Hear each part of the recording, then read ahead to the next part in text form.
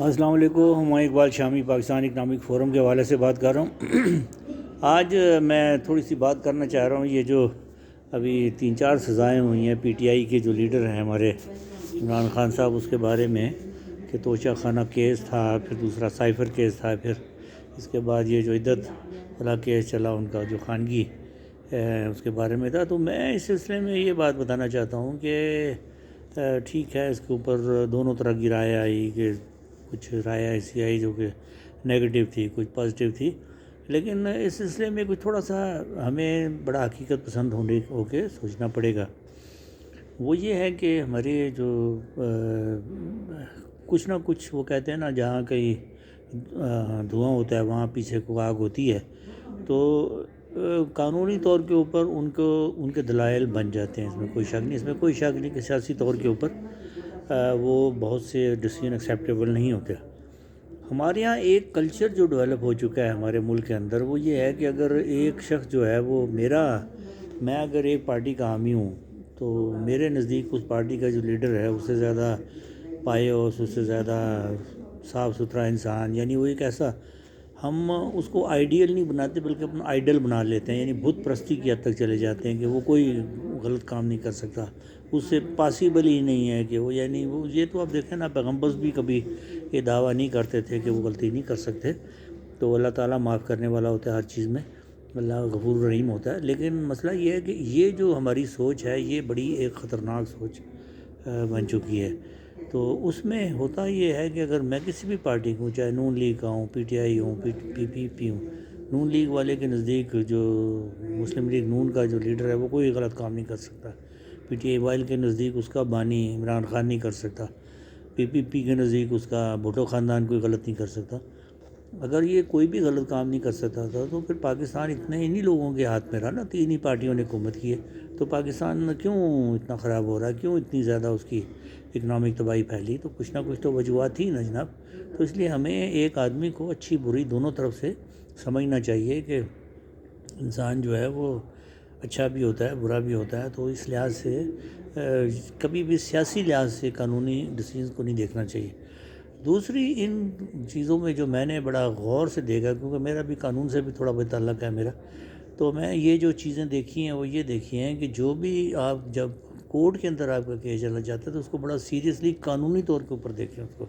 اس کے سیاسی پہلو یا اس کے جو دوسرے پہلو ان کی طرف نہ دیکھیں۔ یہ غلطی جو عمران خان کے وکلاء مسلسل وہ اس کو ایک میڈیا کمپین کے طور کے اوپر، مطلب ایک کیس کے اندر 12 14 وکلاء جو تھے انہوں نے اپنے وکالت نامہ جمع کرا رکھے تھے، لیکن حاضر ایک نہیں ہوتا تھا۔ اچھا، اب وہ پیچھے ہو سکتا ہے یہ پوری پلاننگ بھی ہو کہ جی ٹھیک ہے جی ایک آئے گا، دوسرا آئے گا، نہیں آئے گا، کہیں گے جی ڈیٹ دے دو۔ اب جیل ٹرائل کا یہ جو ہوتا ہے، وہ جیل ٹرائل میں ایک ہی کیس اس کے پاس ہوتا ہے اور اس نے سارا دن میں وہ ایک ہی کیس کرنا ہے، تو وہ لمبی چوڑی تاریخیں دینے کا قائل نہیں ہو سکتا، پاسبل بھی نہیں ہوتا۔ دوسری بات یہ، ایک جج اپنی عدالت چھوڑ کے آتا ہے جہاں پر اس کے روز کے 50-60 کیسوں کی لسٹ لگی ہوتی ہے، وہ چھوڑ کے وہ سارا دن یہاں بیٹھا رہے، اگر وہ ایک تاریخ دینے کے لیے 5-5 منٹ کے لیے تاریخیں دینے آئے گا تو وہ تو پاسبل نہیں ہے اس کے لیے۔ اور ویسے بھی جو آپ کے کرمنل کیس ہوتے ہیں ان کے اندر جو اس کی اسپرٹ ہے وہ یہ کہ ڈے ٹو ڈے ہیئرنگ ہونی چاہیے۔ ابھی پچھلے سال یہاں پر اسلام آباد میں قتل کیسز ایک ہفتے کے اندر ڈیسائیڈ ہوئے ہیں، اور یہ باقاعدہ طور کے اوپر ایک فیصلہ ہوا تھا کہ 1 ہفتے کے اندر ڈسیژن کر دیا جائے ان کا۔ لیکن میں جو عرض یہ کر رہا ہوں یہاں پر کہ یہ جو چیزیں ہمارے جس طریقے سے ہو جاتی تو وہ اس کو غلط طریقے سے ہمیں نہیں دیکھنا چاہیے، اور پھر سیاسی بنیادوں پر ان کو لڑنا کہ یہ سیاست ہو رہی ہے، یہ میرے خلاف سیاسی ہو رہا ہے۔ اب اس میں یہ ہوتا ہے کہ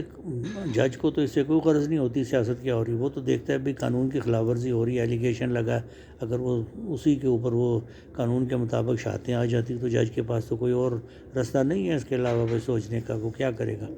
یہ سیاسی طور پر لڑنا، بھٹو کے وکلاء نے بھی یہ غلطی کی تھی جب بھٹو صاحب کا یہ کیس چلا تھا، اس کو بھی سیاسی ایک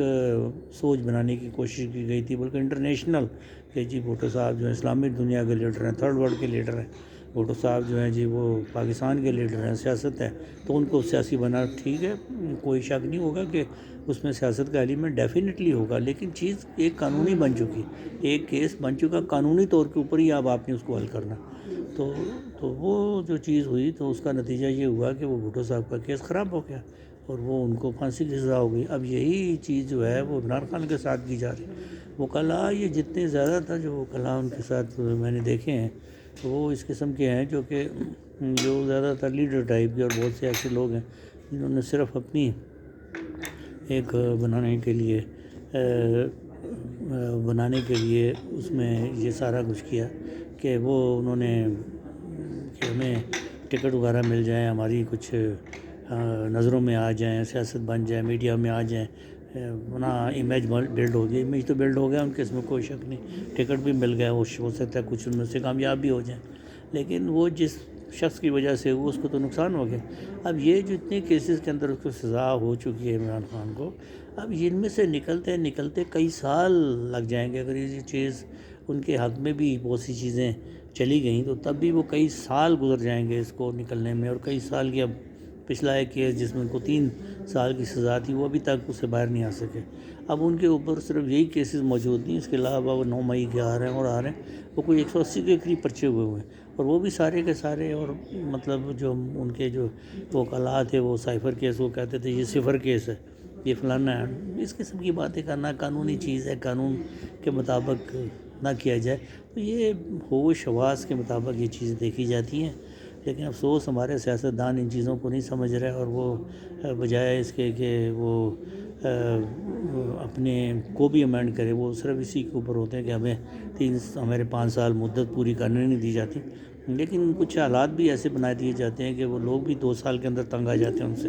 مہنگائی یہ وہ کسی قسم کا جب حکومتوں میں آتا ہے کوئی ہوم ورک نہیں ہوتا، وہ صرف نعرے ہوتے ہیں. وہ نعرے آپ کو الیکشنوں میں تو جتانے کے لیے کامیاب ہو جاتے ہیں، لیکن حکومت چلانے کے لیے وہ نعرے نہیں چلتے. ابھی بھی اب دوبارہ بھی جس پی